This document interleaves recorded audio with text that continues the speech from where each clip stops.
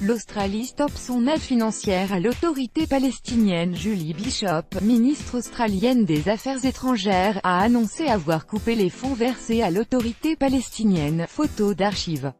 Reuters, Jason Reed. Après les États-Unis, l'Australie coupe les fonds versés à l'autorité palestinienne. La décision a été annoncée ce lundi 2 juillet à Canberra.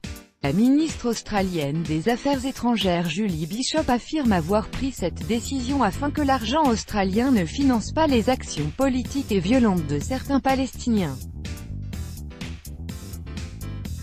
Au centre de la polémique, l'argent versé par l'autorité palestinienne aux familles de Palestiniens considérés comme martyrs.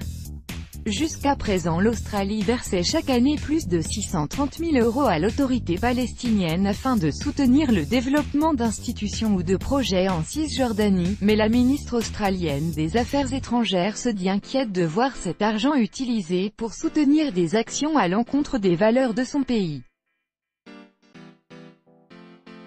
En cause, le versement de pensions aux familles de Palestiniens tués ou détenus par les autorités israéliennes. Un soutien aux familles de martyrs pour l'autorité palestinienne, un financement du terrorisme pour une partie de la scène politique australienne. En début d'année déjà, le Parti libéral australien avait appelé à suivre le positionnement des États-Unis en déplaçant l'ambassade australienne de Tel Aviv à Jérusalem et en coupant tout financement. La ministre des Affaires étrangères avait alors tenu bon face à la première demande, mais affirmé qu'une inspection était menée pour connaître l'utilisation exacte des fonds versés par l'Australie. Aujourd'hui, le gouvernement a décidé de relocaliser son aide à travers le Fonds humanitaire pour les territoires palestiniens des Nations Unies.